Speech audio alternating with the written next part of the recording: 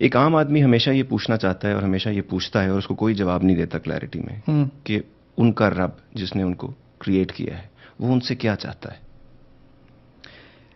اگر آپ یہ سوال مجھ سے 10 سال پہلے پوچھتے تو میرا جواب بہت مختلف ہوتا. اگر آپ یہ سوال مجھ سے 10 سال پہلے پوچھتے تو میں آپ کو اس قسم کا جواب دیتا. آپ کا امپریشن یہ ہوتا کہ رب مجھ سے اتنی چیزیں مانگ رہا ہے کہ میں اس کو کبھی نہیں دے سکتا. بالکل ٹھیک. اور میں جو کچھ بھی کر لوں میں ناکام ہوں. میں ایک گنہگار اور گھٹیا انسان ہوں اور چانسز 99.9% یہی ہے کہ میں جہنمی ہوں. ٹھیک. اور یہی بدقسمتی ہے میری کہ میرا رب جو ہے اس نے بہت بہت ہی زیادہ بھاری کام مجھ سے کروانے اور وہ میں ایک تو میں کر نہیں سکتا اور کر بھی لیتا تو شاید اس میں کوتاہی اتنی ہوتی کہ وہ قبول نہ ہوتے. لیکن الحمدللہ آپ یہ سوال 10 سال بعد پوچھا ہے. یہ خدا نے ہم کو ملایا, یہ ایک وقت پہ ہے جہاں پر میں بھی وہ سیڑھیاں چڑھ رہا ہوں شعور کی اور ساتھ ساتھ آپ کو بھی, اسی لیے میں نے چاہا کہ میں آپ سے یہ پوچھوں. تو اس سے میں 2-3 چیزیں آپ کے سامنے رکھ دوں.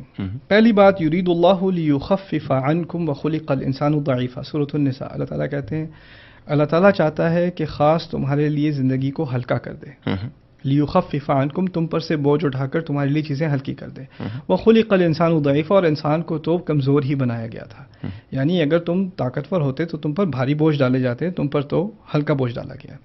دوسری بات, الا من رحم ربک ولذلک خلقہم, سوائے ان لوگوں خاص لوگوں کے بارے میں بات کی جا رہی ہے جو جنت میں جائیں گے کہ جن کو اللہ تعالیٰ نے رحم دیا. ولذلک خلقہم, اور اسی لیے تو انہیں بنایا تھا, جنت کے لیے ہی بنایا تھا.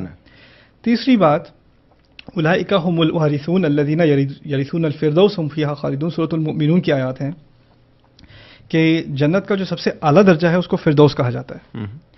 اب ہم تو یعنی اگر ہمیں کہیں وہاں سے ہوا بھی مل جائے تو بڑی بات ہے, یہ تو بہت ہی اونچی جنت کی بات ہو رہی ہے. کہا گیا یرثون الفردوس, ان کو وہ فردوس وراثت میں ملے گی. آپ مجھے یہ بتائیں وراثت میں کب چیز ملتی ہے؟ جب آپ ہی کی بنتی ہو. آپ ہی کی بنتی ہو تو وراثت میں ملتی ہے, وقت پہ ملتی ہے. تو اس کے بارے میں ایک بڑی مشہور حدیث ہے رسول صلی اللہ علیہ وسلم کی, صحیح حدیث ہے.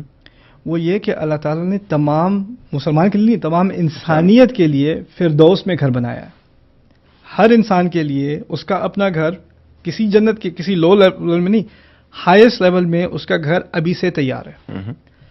خدا کوئی کام بغیر مقصد کے نہیں کرتا. اگر اس نے گھر بنایا ہے تو کس لیے بنایا ہے؟ تاکہ آپ اس میں رہیں. اللہ تعالیٰ کا پلان ہر انسان کے لیے یہ ہے, اس کا ارادہ ہر انسان کے لیے یہ ہے کہ وہ جنت میں جائے, اللہ تعالیٰ کی خوشی حاصل کرے. یہ چیزیں میں آپ کے لیے اس لیے آپ کے سامنے اس لیے رکھ رہا ہوں کہ جو ہماری ریلیجس ڈسکورس ہے نا, جو خاص کر India, Pakistan, even Arab world میں جو دین کے بارے میں بات کی جاتی ہے, اللہ تعالیٰ کے بارے میں بات کی جاتی ہے, اس سے امپریشن یہ دیا جاتا ہے کہ یہ بہت ڈرایا جاتا ہے, بہت ڈراؤنا خدا ہے, یہ بہت غصے والا خدا ہے, بہت سزاؤں والا خدا ہے, اور اس نے کسی کو نہیں چھوڑنا, یہاں تک کہ اصل آفت تو مسلمانوں کی ہے. اتنی ڈپریشن ہو جاتی ہے انسان کو یہ خطبے سن کے, یہ لیکچر سن کے, کہ انسان سمجھتا ہے میں اس دن میں کر کیا رہا ہوں یار. انسان دین کی طرف آتا ہے اطمینان کے لیے, سکون کے لیے, اور یہ چیزیں سن کر انسان ڈسٹرب ہو جاتا ہے اور پھر obsessive compulsive ہو جاتا ہے. نماز پڑھی, پتہ نہیں نماز قبول بھی ہوئی کہ نہیں, میں اتنی کوتاہی, اللہ تعالیٰ تو یہ بھی قبول نہیں کرے گا, وہ بھی قبول نہیں کرے گا. لوگ میرے پاس آتے ہیں, پہلی بات یہ کہتے ہیں آپ بہت اچھے ہیں, میں بہت گناہگار ہوں, آپ میرے لیے دعا کریں. یار تمہیں کس نے کہہ دیا تم گناہگار ہو؟ تمہیں کس نے تمہارے ساتھ یہ زیادتی کی ہے؟ رسول صلی اللہ علیہ وسلم صحابہ کو بھیج رہے ہیں ایسے گاؤں میں جہاں پر لوگ بتوں کی پرورش سینکڑوں سال سے کر رہے ہیں. ان کو جا کر کیا کرنا؟ ان کو ڈرانا, ان کو ڈانٹنا. یسرا ولا تعسرا, تم دونوں جاؤ, لوگوں کے لیے کام آسان کرنا, ان کے لیے مشکل مت ڈالنا. یہ کہا گیا انہیں. ہم نے کیا کیا؟ ہم نے اپنوں پر اتنی مشکل ڈالی, دوسروں کو کیا رہ گیا؟ دوسرے تو ویسے ہی جہنمی ہم سمجھتے ہیں. تو ایک ہمارا رب ہم سے کیا چاہتا ہے؟ کچھ زیادہ نہیں مانگا. عامل الصالحات کے الفاظ آپ نے عربی میں پڑھے ہوں گے, اس کے ترجمے میں جو چیز مسنگ ہے میں وہ آپ کو بتاتا ہوں. صالحات کا لفظ عربی میں اس کو کہتے ہیں جمع قلہ, یعنی بہت تھوڑے چھوٹے اچھے کام. بہت زیادہ اچھے کام ہو تو صالحہ کہا جاتا ہے, بہت کم ہو یعنی ایک ہاتھ میں دو ہاتھ سے کم میں آپ گن سکیں, اس کو صالحات کہتے ہیں. یعنی جن لوگوں نے کچھ تھوڑے بہت اچھے کام کیے. خدا نے کوئی سینکڑوں اعمال کی لسٹ نہیں بنائی. آپ کو ایک دو کام بہت برے ہیں, وہ آپ سے یحرم علیہم الخبائث, جو چیزیں خبیث ہیں, گندی ہیں, فلتی ہیں, ان سے دور رہنے کو کہا ہے. یہ ام الخبائث ہے. ہاں, اور یہ باقی کچھ اچھے کام آپ کو کرنے کو کہیں. یہ فنڈامنٹلز ہیں.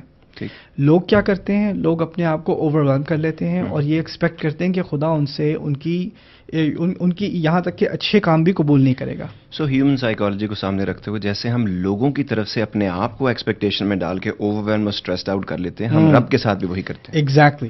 یہاں تک کہ میں اس میں ایک بات کا اضافہ کروں، لوگ آپ کی غلطی دیکھ کر آپ سے کہتے ہیں خدا آپ کو کبھی معاف نہیں کرے گا. یہ فتویٰ تو وہ لگا ہی نہیں سکتے. اور لوگ آپ سے کہتے ہیں آپ برے انسان ہو، آپ جھوٹے ہو، آپ نے غلطی کی ہے، آپ نے چیٹنگ کی ہے، یا آپ نے اپنے پیرنٹس کی جو آپ کی ایکسپیکٹیشنز تھی اس کو ڈس اپوائنٹ کیا ہے، تم نے ہماری امیدوں پر پانی پھیرا، یہ کیا وہ کیا. لوگ آپ سے امید ہٹا لیتے ہیں. جب لوگ آپ سے امید ہٹا لیتے ہیں تو آپ کے دماغ میں ایک کانسیپٹ یہ آتا ہے کہ شاید خدا نے بھی مجھ سے امید ہٹا لی ہے. ایسا کبھی نہیں ہوتا. لوگوں کے امپریشن کو آپ خدا کے امپریشن سے کنفیوز نہ کریں.